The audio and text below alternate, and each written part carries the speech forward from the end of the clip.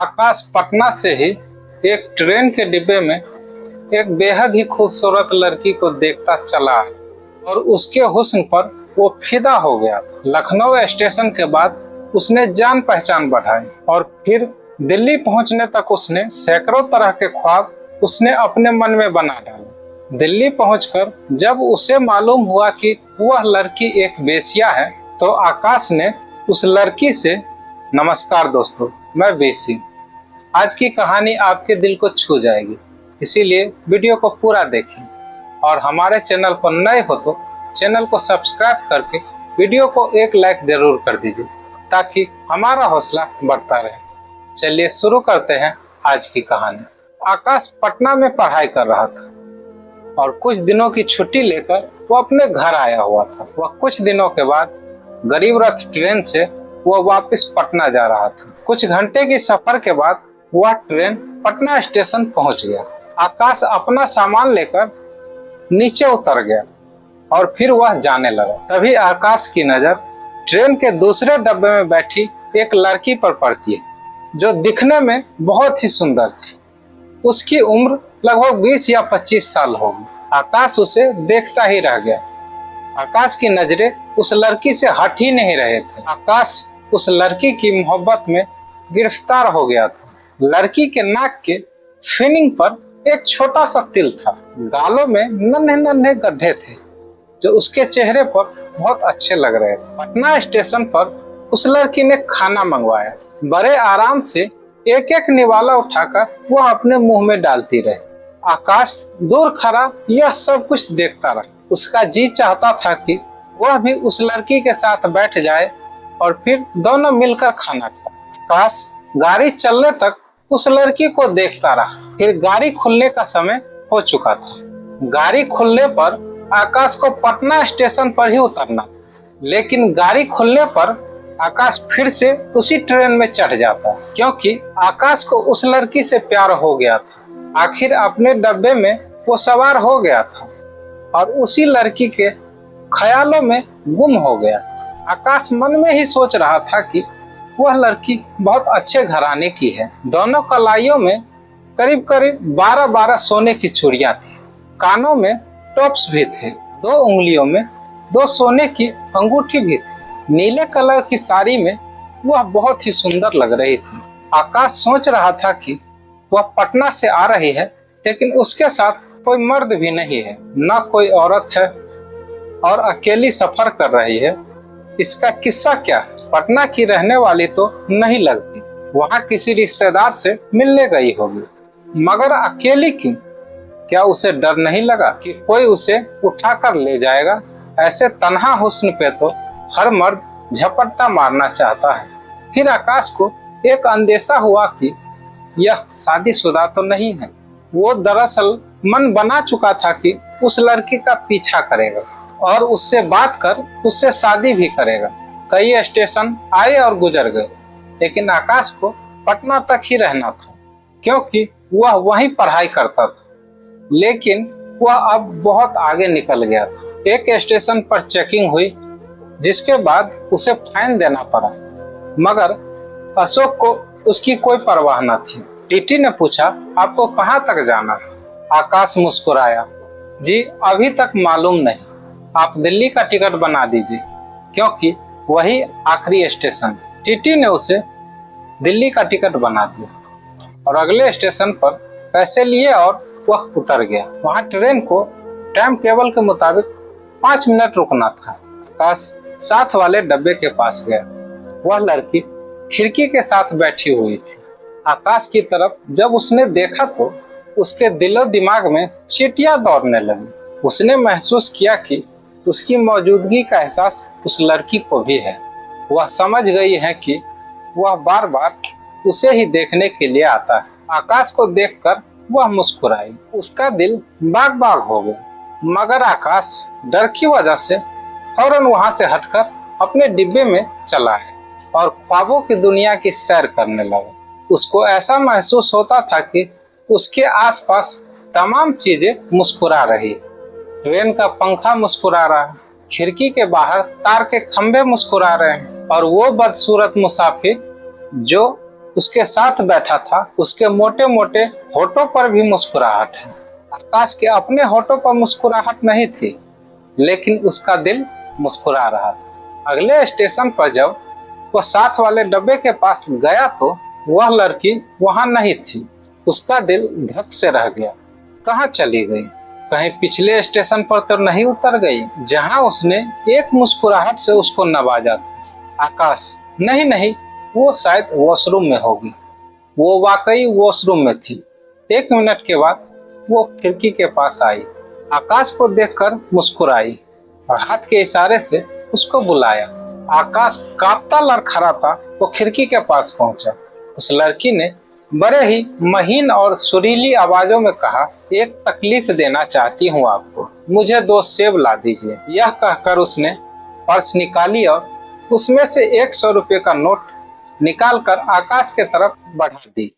आकाश को इस तरह बुलाए जाने पर वह बिल्कुल शॉक था। फिर नोट वापस देकर उसने उस लड़की से कहा, आप ये रखिए, मैं सेब ले आता हूँ। और प्लेटफार्म पर उस रेहड़ी की तरफ दौड़ा जिसमें फल बेचे जा रहे थे। जल्दी जल्दी में वह 6 सेब खरीद लिए क्योंकि ट्रेन की सीटी बच चुकी थी। दौड़ा दौड़ा उस लड़की के पास आया और उसे सेब दिए और कहा, माफ कीजिए, ट्रेन खुल रही थी इसीलिए मैं अच्छे सेब चुन ना सका।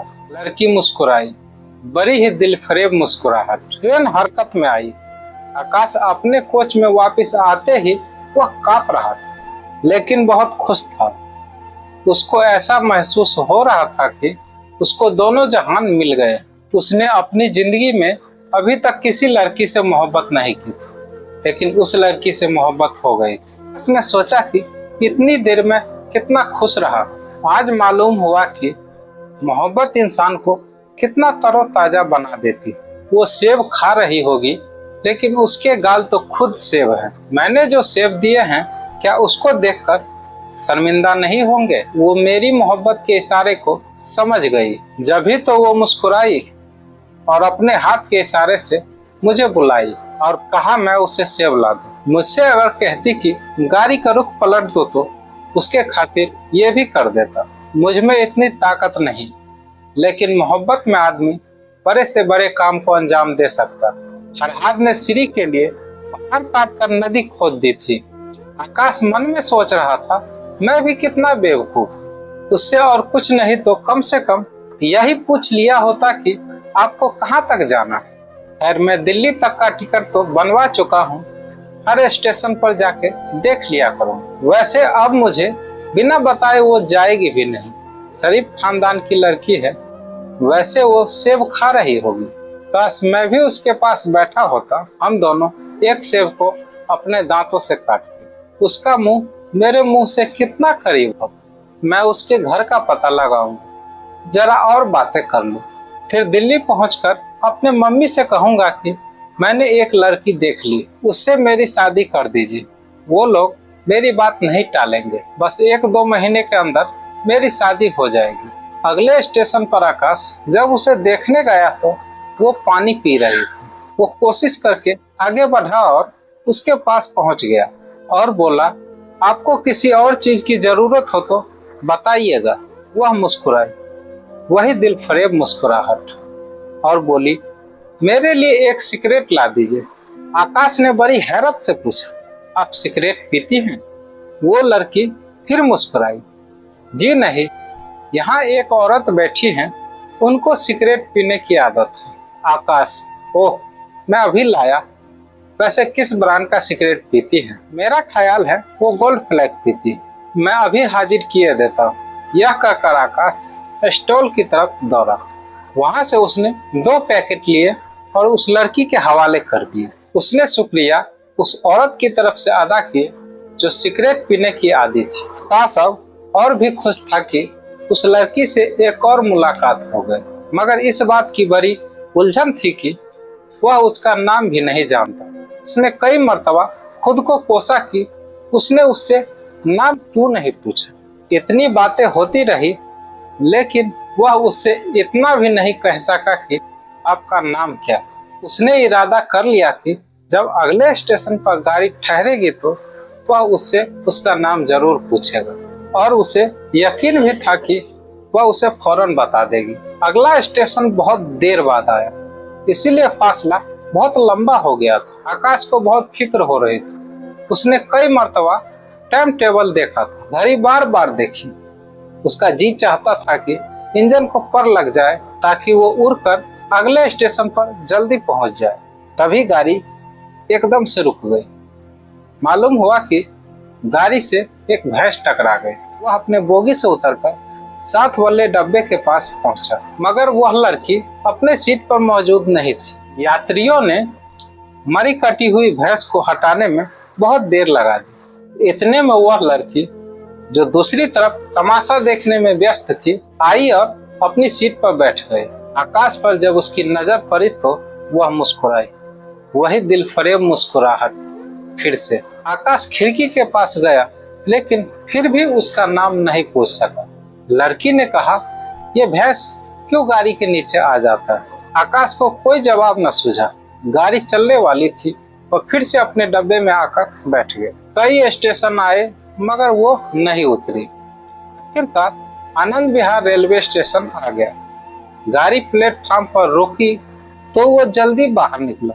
लड़की गाड़ी में ही मौजूद थी। आकाश ने अपना सामान जल्दी जल्दी निकलवाया और वह लड़की भी गाड़ी से नीचे जब तक आ गई थी। एक हाथ में अटैची पकड़ी हुई थी। तभी आकाश, लाइए ये अटैची मुझे दे दीजिए। उस लड़की ने अटैची आकाश के हवाले कर दिए। पुली ने आकाश का सामान उठाया और दोनों बाहर निकले। बाहर आकर दोनों ने एक ऑटो किया। आकाश ने पूछा, आपको कहाँ जाना है? फिर लड़की ने बड़े ही नाजुक लहजे में जवाब दिया, जी पहाड़गंज। आकाश, चलिए मैं आपको वहाँ छोड़ आता हूँ। फिर वह लड़की, बहुत बहुत शुक्रिया। ऑटो पहाड़गंज से गुजर रहा था। फिर आकाश ने उस लड़की से पूछा, अब कहाँ जाइएगा आप? लड़की के होठों पर वही दिलफरेब मुस्कुराहट फिर से पैदा हो। फिर बोली, जी जीबी रोड। आकाश जैसे ही सुना वह बौखला सा गया। वह बोला, आप वहाँ रहती हैं? लड़की ने बड़ी सादगी से जवाब दिया, जी हाँ। चलिए मेरा मकान देख लीजिएगा। आज रात मेरा मुजरा सुनने जरूर आइएगा। इतना सुनने के बाद आकाश के जैसे मानो पैरों तले जमीन खिसक गई। वह मन ही मन सोच रहा था कि क्या मैंने सोचा था और क्या हो गया। उसके बाद मायूस होकर आकाश वहां से फिर वापस स्टेशन के लिए निकल गया। नमस्कार दोस्तों, मैं बेसिक। आज की यह कहानी कैसी लगी कमेंट करके जरूर बताइए। अगर अच्छी लगी हो तो एक लाइक और हमारे चैनल पर नए हो तो चैनल को सब्सक्राइब जरूर कर दीजिए ताकि हमारा हौसला बढ़ता रहे। चलिए, वीडियो पूरा देखने के लिए दिल से बहुत बहुत धन्यवाद।